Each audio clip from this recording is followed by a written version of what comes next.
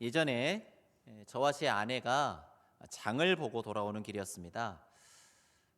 학교를 갔다 피아노 학원에 들른 큰딸이 돌아올 시간이 한참 지난 시간이어서 아이가 집에 들어왔는지 확인하려고 전화를 걸었습니다. 근데 둘째 딸이 전화를 받길래 언니 들어왔니? 그렇게 물었더니 안 들어왔다는 거예요. 아이가 들어올 시간이 한참 지났는데 안 들어왔다니까요. 부모 마음이 좀 불안하잖아요. 그래서 아이가 마지막으로 머물렀을 피아노 학원부터 시작해서 온 동네를 다 뒤지기 시작했습니다. 그런데 그 어느 곳에서도 딸의 흔적을 찾을 수가 없는 겁니다. 혹시 잘못된 것이 아닐까 싶어서. 그리고 그 아이가 다니던 피아노 학원 뒤쪽이 좀 후미졌거든요. 그러니까 너무 막 불안한 마음도 있고 애간장도 타고, 그래서 경찰에 신고해야 하나 막 마음이 두근두근거려. 일단 집에 한번 돌아가서 대책을 세워보자 하고 집으로 갔는데, 집에 갔더니 누가 있었습니까? 큰딸이 있었어요. 나중에 알고 봤더니 엄마 아빠 놀래켜 주려고 둘이서 짜고 거짓말을 했다는 겁니다. 집에 있어 주어서 너무 반갑고 너무 고맙고, 그런데 너무 화도 나고, 그때 복잡 미묘한 감정을 뭐라 설명드려야 할지 잘 모르겠습니다. 뒤에 제 딸이 앉아 있거든요. 자꾸 자기 이야기 한다고 그렇게 생각할지 모르겠는데, 그날이 아마 저한테 제일 많이 혼난 날일 거예요. 제가 많이 때렸는데 왜 때렸냐면 거짓말하지 말라고, 거짓말은 절대 안 된다고 그러면서 저한테 아주 많이 크게 혼난 날입니다. 마치 그날의 저희 부부처럼 부모가 잃어버린 아이를 찾듯이 그렇게 애타게 찾는 모습을 나타내는 헬라어 단어가 어떤 단어냐면 제테오라고 하는 단어인데요. 이 제테오라고 하는 헬라어 단어가 쓰인 대표적인 성경의 구절, 신약의 구절이 오늘 우리가 읽은 요한복음 4장 23절 24절 말씀입니다. 우리 함께 오늘 본문 요한복음 4장 23절 24절 말씀 우리 한 번 더 한 목소리를 읽어보겠습니다. 시작. 아버지께 참되게 예배하는 자들은 영과 진리로 예배할 때가 오나니 곧 이때라.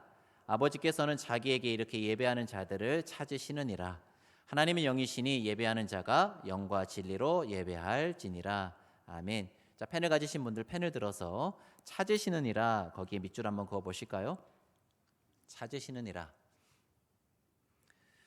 방금 밑줄 그은 찾으시느니라라고 번역된 이 헬라어 동사가 제가 설명드렸던 제테오라고 하는 동사입니다. 마치 부모가 잃어버린 아이를 찾는 것처럼, 목마른 사슴이 시냇물을 찾는 것처럼 그렇게 간절한 심정으로 하나님께서 찾으시는 존재가 있다, 그런 말이지요. 어떤 사람 하나님께서 그토록 간절히 찾으신다는 것입니까? 영과 진리로 예배하는 자들을 하나님이 그토록 간절히 찾으신다는 것입니다.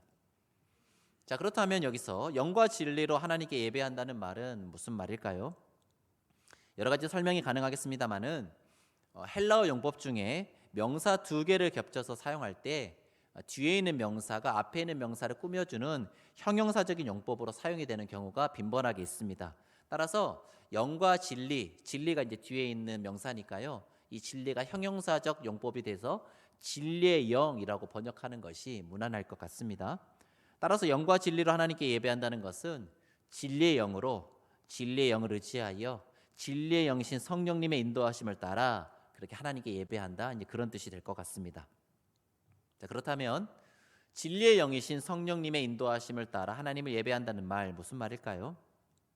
간단히 설명해 보겠습니다. 여러분, 예수 그리스도를 주로 고백하고 그 마음에 예수님을 영접한 모든 사람에게 누가 찾아오십니까? 성령님이 찾아오시지요. 그렇게 성령님이 우리 마음에 임하시면, 성령님은 하나님이시니까요, 우리 마음이 누가 거하시는? 하나님이 거하시는 거룩한 성전이 되는 것입니다. 여러분, 우리 마음이 성전이 된다는 말은, 성전은 어떤 곳이냐면 하나님과 만나 교제하는 장소이거든요. 하나님을 만날 수 있는 곳이거든요. 따라서 우리 마음이 성전이 된다는 것은 우리 마음이 하나님을 만나 교제하는 거룩한 장소가 된다, 그런 말입니다. 여러분, 그렇게 성령님께서 우리 마음 가운데 임하셔서 우리 마음이 성소가 되면 우리는 더 이상 시간과 장소에 구애받지 않고 언제 어디서나 아버지 하나님께 나아갈 수 있게 됩니다. 여러분, 하나님이 영이시라는 말의 가장 큰 의미는 시간과 공간을 초월하시는 분이시다, 시간과 공간에 제한을 받지 않으시는 분이시다, 이게 이제 영이라고 하는 말의 가장 큰 의미거든요. 여러분, 하나님이 시간과 공간에 제한을 받지 않으시기 때문에 그 하나님이 우리 마음 가운데 계시면 우리가 시간과 공간의 제한을 받지 않고 하나님을 만날 수 있게 되는 것입니다. 여러분, 9시 예배, 11시 예배 시간이 정해져 있으니까 이 예배야 정해진 시간에 정해진 장소에 나와서 예배 드려야만 합니다마는 우리가 평상시 하나님을 만나고 싶을 때 반드시 여기 와야 합니까? 그렇지 않습니다. 여러분이 주님, 주여, 아버지 하나님 그 이름 부르기만 해도 우리 마음속에 예배 초소가 펼쳐져서 하나님을 만날 수 있는 예배의 공간이 되더라, 예배 시간이 되더라, 그런 뜻입니다. 예전에는 그럴 수 없었지요. 인간이 죄를 범하고 난 다음, 그래서 하나님과 사람과의 관계가 단절된 다음 하나님이 사람 사랑하고 싶으셔서, 사람 만나고 싶으셔서 창조하셨는데 만날 수가 없게 된 겁니다. 죄인된 인간이 하나님을 만나면 그 존재 자체가 소멸해 버리기 때문에 우주의 먼지처럼 날아가 버릴 것이기 때문에 여러분, 하나님이 사람 만나시고 싶으셔서 만드셨는데 만날 수 없는 이 안타깝고 아이러니한 상황에 하나님이 처하시게 된 것이지요. 사람을 못 만나시게 된 이 안타까운 상황을 극복하시기 위해서 하나님이 만드신 것, 고안하신 것이 무엇이냐? 성막을 만드시고 제사를 하나님께서 고안하셨습니다. 물론 성막에서도 하나님이 존재감 다 드러내시면서 만나실 수는 없고, 캄캄한 골방, 지성소라고 하는 그 작은 방에 스스로를 제한하고 가두셔야 했습니다마는, 그러나 그래도 그 백성과 함께 만나겠다는 하나님의 의지가 그 성막에 이제 담겨 있는 것이죠. 그런데 예수 그리스도의 십자가 사건은 단번에 그리고 영원히 우리의 죄의 문제를 해결하신 사건이지 않습니까? 예전 신년맞이 새벽 기도회 때 살펴보았던 것처럼 공관복음 기자들은 예수님의 십자가에 달리실 때 성소에 무엇이 찢어졌다 기록하고 있죠? 휘장이 찢어졌다 기록하고 있습니다. 여러분, 성소의 휘장은 성소와 지성소 사이를 가로막고 있는 그 휘장을 가리키는 말인데, 여러분, 그러니 그 휘장 너머에 있는 지성소로는 아무도 들어갈 수가 없었고 1년에 단 한 차례 대제사장만이 그곳에 들어갈 수 있었습니다. 두렵고 떨리는 마음으로. 만약 대제사장이 그곳에 들어갔는데 근데 대제사장이 하나님 앞에 서기에 합당치 않은 죄를 가지고 있다 그러면 대제사장 거기에서 들어갔다 나오지 못하는 겁니다. 줄 매달아서 들어갔다 그러잖아요. 방울 달린 줄. 그래서 이렇게 줄 통해서 끄집어내야 했던 것이죠. 여러분, 그러니까 하나님 만나는 게 쉬운 일이 아니었던 겁니다. 하나님께 나아간다는 것은 너무너무 어려운 일이었던 거죠. 두렵고 떨리는 일이었고 쉽게 일어날 수 있는 일이 아니었습니다. 그런데 여러분, 예수님께서 오셔서 성소의 휘장을 찢어주셨으니 어디로 가는 길이 열리게 된 겁니까? 지성소로 가는 길이 열리게 된 겁니다. 대제사장만 들어갈 수 있는 것이 아니라 모든 사람이 지성소에 계신 하나님께 나아갈 수 있는 길이 열린 사건. 그래서 예수님께서 성소의 휘장을 자신의 육체를 삼아서, 성소의 휘장 삼아서 그것을 찢어주신 것입니다. 자, 이것만 해도 엄청난 특권이지요. 우리가 하나님을 만나러 갈 수 있는 특권을 누리게 되었다. 이것만 해도 엄청난 특권인데 사실은 더 큰 의미가 담겨 있다. 제가 신년 특별 새벽 기도 때 말씀을 드렸었습니다. 여러분, 성소의 휘장이 찢어졌다는 것은 우리 편에서 보면 우리가 하나님께로 갈 수 있는 길이 열렸다는 의미이기도 하지만, 여러분, 사실 누구에게 더 큰 자유를 부여해 드린 거냐면 지성소 안에 자기를 가두셔야 했던 하나님께서 자유를 얻으신 사건인 겁니다.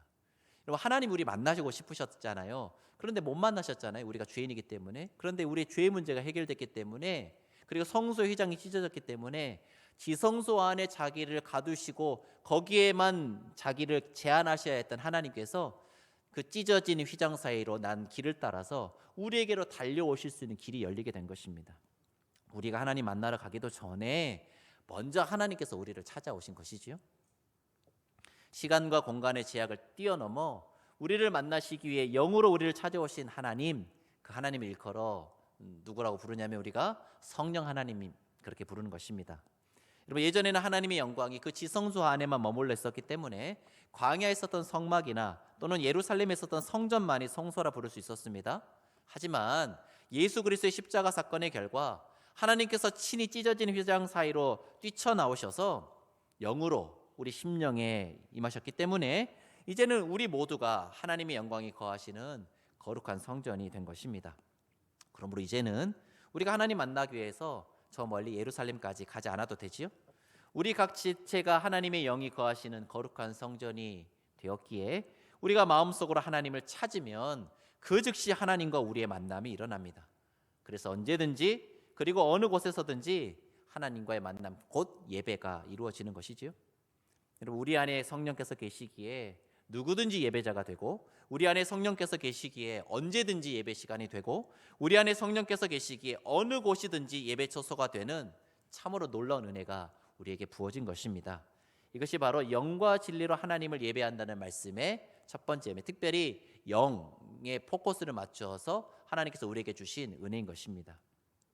자, 그런데 오늘 본문에서 요한복음 기자는 성령 하나님을 일컬어 무슨 영이라고 부르냐면 진리의 영이다, 그렇게 부릅니다.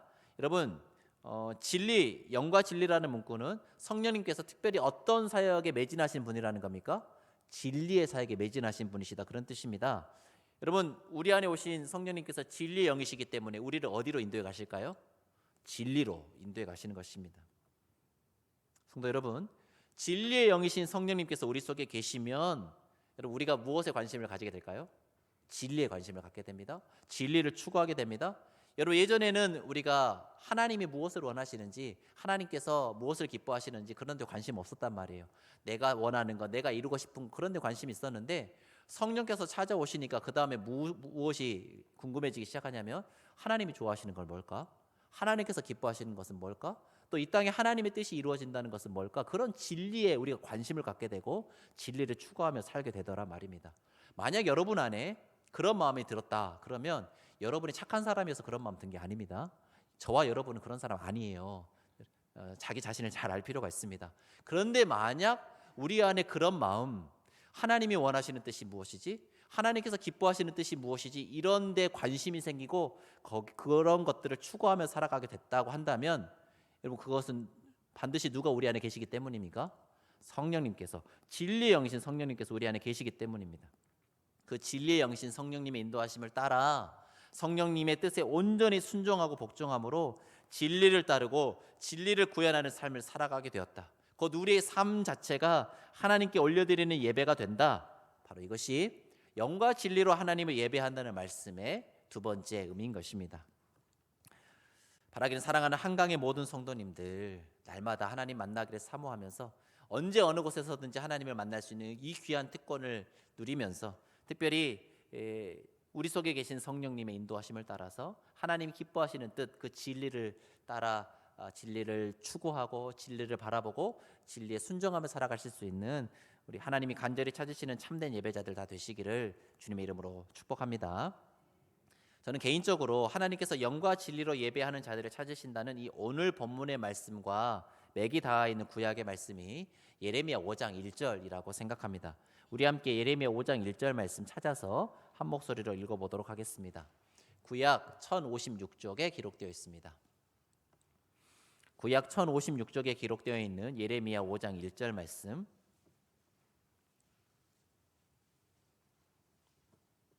구약 1056쪽 기록되어 있는 예레미야 5장 1절 말씀을 읽도록 하겠습니다. 예레미야 5장 1절 제가 어떻게 외웠냐면 5장 1절이니까요. 오직 한 사람 이렇게 외웠습니다. 하나님께서 찾으시는 오직 한 사람 이렇게 외우면 5장 1절 안 잊어버리겠죠? 잊어버리셔도 상관없고 같이 읽도록 하겠습니다. 시작. 너희는 예루살렘 거리로 빨리 다니며 그 넓은 거리에서 찾아보고 알라. 너희가 만일 정의를 행하며 진리를 구하는 자를 한 사람이라도 찾으면 내가 이 성읍을 용서하리라. 오직 한 사람이라고 제가 이 구절 외우는 게 이해가 되시죠?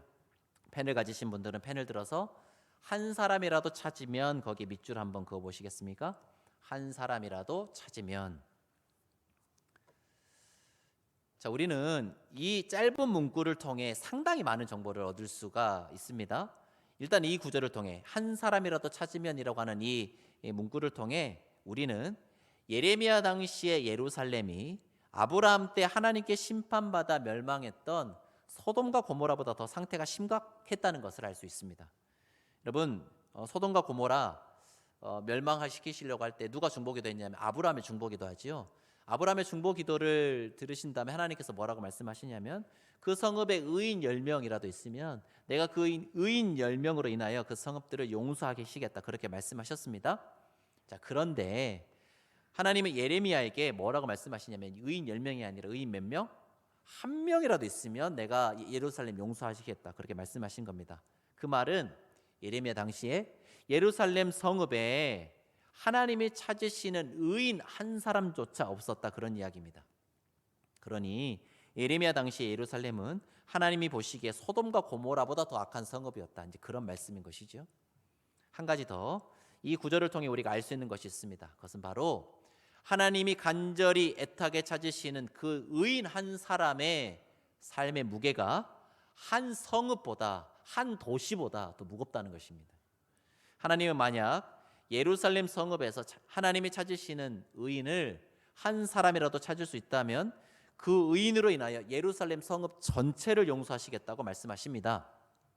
하나님이 공의로 어떤 성읍을 심판하실 때 그 성읍에 거주하는 모든 사람이 의인이기를 바라시지만, 그러나 그렇게까지 기대하시지는 않으셔요. 왜냐하면 우리의 실존적인 연약함과 한계를 아시기 때문에, 우리의 체질이 먼지뿐임을 아시기 때문에 하나님께서 온 성읍이 100%다 의인일 것이다, 그렇게 기대하시지는 않는단 말이에요. 다만 시궁창처럼 더러워진 인간 존재, 그 마음 가운데 깊은 감명과 감화와 감동을 주어서 그들의 마음을 정화시켜낼 의인이 있다면 그 성읍은 희망이 있다고 하나님이 보시는 겁니다. 잘 세탁된 걸레 하나가 방 하나를 깨끗하게 닦아내고 정화조 하나가 빌라 한 동의 오물을 걸러내듯이 의인 한 사람은 비록 세상을 정결케 하느라 이 땅에서 욕을 보지만 그러한 의인의 고난이야말로 강팍해진 성읍을 살려낼 수 있는 힘이 있기 때문에 하나님께서 의인 한 사람의 삶의 무게를 한 성읍보다 무겁게 셈하신다, 그런 말씀입니다. 저는 우리 사랑하는 한강교회 성도 한 사람 한 사람이 서울시 무게보다, 너무 큰가? 2,000동 정도만 할까요? 여러분, 서울시의 무게보다 여러분 한 사람의 무게를 더 무겁게 셈하실 수 있는 의인 한 사람이 되실 수 있기를 주님의 이름으로 축복합니다. 자, 그렇다면 하나님이 그렇게 애타게 찾으시는 의인 한 사람은 어떤 사람일까요? 하나님께서 한 성읍, 한 도시보다 더 가치 있다 여기시는 의로운 삶은 어떤 삶일까? 우리 방금 읽었던 예레미야 5장 1절 말씀 한 번 더 한 목소리를 읽어보도록 하겠습니다. 시작. 너희는 예루살렘 거리로 빨리 다니며 넓은 거리에서 찾아보고 알라. 너희가 만일 정의를 행하며 진리를 구하는 자를 한 사람이라도 찾으면 내가 이 성읍을 용서하리라. 자, 펜을 가지신 분들은 펜을 들어서 정의를 행하며 진리를 구하는 자, 거기에 밑줄 한번 그어보실까요? 정의를 행하며 진리를 구하는 자. 여러분, 하나님 어떤 사람 간절히 찾고 계시다는 겁니까? 정의를 행하며 진리를 구하는 사람을 간절히 찾고 계시다는 것입니다. 자, 이때 정의라고 번역된 히브리어 단어가 우리가 새벽 기도회와 또 수요 성경 공부 시간에 정말 많이 만났던 미슈파트라고 하는 단어입니다. 이 미슈파트라는 단어는 ጼ다카라는 단어와 짝이 되어서 공동체의 가장 연약한 자에게 베푸는 긍휼과 자비, 또 공동체 가장 연약한 자를 보호하기 위한 사법적 질서라는 뜻으로 굉장히 빈번하게 씁니다. 아마 구약 성경 전체에서 가장 많이 나오는 단어 꼽으라고 하면 저는 이 미슈파트와 ጼ다카 꼽을 수 있겠다 싶습니다. 그만큼 하나님께서 미슈파트와 ጼ다카, 공의와 정의를 행하기를 그 백성들에게 간절히 원하고 계시다는 것이죠. 자, 그렇다면 공의와 정의를 행한다는 것, 무엇을 행한다는 것입니까? 새벽 기도회 때도 많이 말씀드렸고 수요 성경 공부 시간에도 말씀을 드렸습니다마는, 간단하게 말씀드리면 우리 공동체 가장 연약한 자, 마태복음 25장에 나오는 예수님 표현을 빌리자면 지극히 작은 자 한 사람을 내 몸처럼 아끼고 사랑하는 것이다, 그렇게 말씀드릴 수 있겠습니다. 사랑하는 성도 여러분, 대부분의 사회, 대부분의 공동체를 보시면 힘 있는 자들의 목소리는 또렷하게 들리고 또 잘 구현되지만 힘이 없는 자들의 목소리는 쉬 묻히고 사그라져 버립니다. 힘 있는 자들의 목소리는 애써 들으려 하지 않더라도 귀에 잘 들리지만 힘이 없는 자들의 목소리는 애써 귀 기울여 듣지 않으면 우리 귀에 거의 들어오지 않습니다. 잘 안 듣기 때문에, 또 잘 안 들리기 때문에 우리는 그들이 없는 것처럼 살아가기가 쉽습니다. 왜 그렇습니까? 여러분, 특히 우리 사회는 경제적 지위와 계급에 따라서 살아가는 공간이 거의 분리되어 있기 때문에 그렇습니다. 그래서 애써 힘쓰지 않으면 우리 주변에서 가난한 사람들, 힘들고 어려운 사람들 만나기가 쉽지 않습니다. 제가 예전에 청년 사역을 할 때 청년들을 데리고 영등포 쪽방촌 봉사를 간 적이 있습니다. 여러분, 영등포 쪽방촌 가보셨습니까? 여러분, 영등포역에서 내려서 좌측으로 이렇게 가다 보면 뭐가 보이냐면 타임스퀘어가 보입니다. 타임스퀘어가 이렇게 높다랗게 솟아있는데 그 타임스퀘어 건너편이 영등포 쪽광천인데 여러분 아무리 찾아도 눈에 안 보입니다. 왜냐하면 뭐 무슨 도시 미관상 또 뭐 이런저런 이유로 상가들이 쭉 들어서 있는 그 안쪽에다가 집어넣어놔서 밖에서는 찾아보기가 어려워요. 일부러 찾아가려고 애써서 찾아가지 않으면 우리는 그 영등포 안에 그런 사람들이 있다는 거 모르고 살아가기가 쉽습니다. 공간이 분리되어 있기 때문에 그렇거든요. 여러분 그들 대부분이 그처럼 분리된 공간 안에서 살아가고 있기 때문에 우리 눈에는 그들이 잘 들어오지 않고 잘 안 보이다 보니까요 마치 없는 것처럼 그렇게 살아가는 것입니다. 사랑하는 성도 여러분, 하나님이 그토록 애타게 찾으시는 정의를 행하는 한 사람 어떤 사람입니까? 바로 우리 공동체 가장 그늘진 구석에 위치해 있어서 잘 보이지 않는 그들을 마음을 다하여 뜻을 다하여 힘을 다하여 찾아갈 수 있는 한 사람, 힘써 귀를 기울여 그들의 이야기를 듣고 그들과 공감하며 쉬이 묻히기 쉬운 그들의 목소리가 공동체 전체에 울릴 수 있도록 확성기 역할, 대변인 역할을 해줄 수 있는 한 사람, 하나님 지금도 그런 한 사람을 간절히 찾고 계시는 것입니다. 제가 사회, 국가 이런 말씀 드리니까 너무 스케일이 크게 느껴져서 나와는 별로 상관없는 이야기가 아닌가 그렇게 생각하실 수도 있을 텐데요. 우리 한강교회로 범위를 좁히셔도 적용해 볼 수 있는 것들이 많이 있습니다. 우리 한강 공동체에서 누가 가장 작은 자일까? 이런 고민 평상시 안 해보실 텐데 그런 고민 해보시잖아요. 그러면 의외로 예전에 눈에 보이지 않는 분들이 우리 눈에 많이 들어오는 것을 경험하실 수 있습니다. 몸이 아프신 분, 거동이 불편하신 분, 우리 공동체 새로 오신 분, 오랜만에 찾아오신 분, 이런저런 이유로 마음의 상처를 입고 공동체에서 떠나 계신 분, 상대적으로 자신들의 목소리를 내기 쉽지 않은 청년들과 젊은 세대 등등 우리가 관심을 가지고 돌아봐야 할 분들이 우리 공동체 안에도 참 많이 존재하더라 말입니다. 혹시 그런 분들이 여러분 눈에 자꾸 밟히거나 여러분 마음에 계속적으로 떠오른다면 여러분 그건 여러분 착한 마음에서 비롯된 겁니까? 제가 아니라고 말씀드렸잖아요. 여러분 반드시 그것은 여러분 안에 계신 성령님께서 여러분의 마음을 감동하고 계시는 것임에 틀림이 없습니다.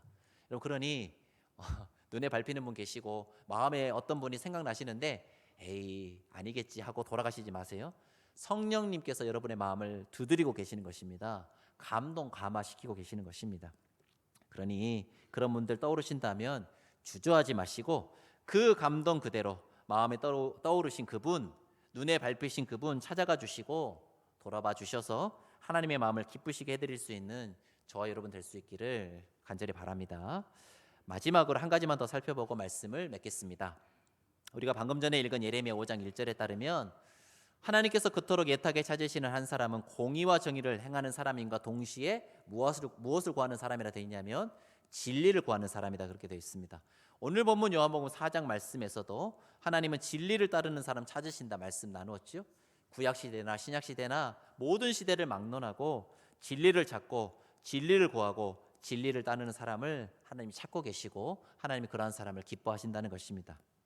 자, 이때 진리라고 번역된 히브리어가 에무나인데요. 이 에무나는 신실함, 충성스러움, 정직함, 한결같음, 양심적으로 뭐 이런 뜻을 가지고 있는 단어입니다.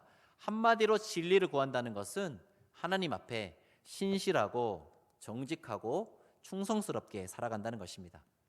신실하다, 충성되다, 정직하다, 한결같다라는 것은 이른바 정치적 함의를 짙게 가지고 있는 표현들입니다. 곧 진리를 구한다는 것, 신실하다는 것, 정직하다는 것, 한결같다는 것은 자신의 마음을 나누지 않고 오직 한 주인에게만 바치는 충성스러움을 의미한다 그런 뜻입니다. 두 주인을 섬기지 않는다, 양다리에 걸치지 않는다, 그 자신의 마음 전부를 우리 인생의 유일한 주인 대신 하나님께만 드린다. 그것이 바로 진리를 구한다는 말의 참 의미입니다. 사랑하는 성도 여러분, 예수 믿고 구원받는다는 말은 틀린 말은 아니나 조금은 부족한 말입니다. 예수 믿고 구원받는 것이 아니라 예수만 믿어야 구원받을 수 있기 때문에 그렇습니다. 여러분 일본 사람들에게 처음 가서 복음을 전하면요, 복음 굉장히 호의적으로 반응하고 잘 받아들입니다. 교회 가져가면 교회도 가고 예배도 드립니다. 그런데 언제 문제가 발생하냐면 세례교육 할 때 문제가 발생합니다. 오늘 우리 1시에 세례교육 시작하잖아요. 세례교육 받을 때 왜 문제가 생기냐면 다른 신들 다 내려놓고 예수님만 믿어야 한다 그렇게 가르치기 때문에 세례교육 받을 때 다 떨어져 나갑니다. 기본적으로 다신교적 배경 속에서 잡다한 신을 섬기는 것이 자연스러운 일본에서는 여러분 그 신들이 다 자기에게 유익을 준다고 믿기 때문에 강대상 신도 섬기고 문턱 신도 섬기고 화장실 신도 섬기고 그렇게 섬기는 거거든요. 화장실 가서 해코지 안 당할까 봐 화장실 섬기는 것이고 도로 지나가다가 해코지 안 당하기 위해서 도로신 섬기는 겁니다. 일본 사람들의 기본적인 심성 구조가 그렇습니다.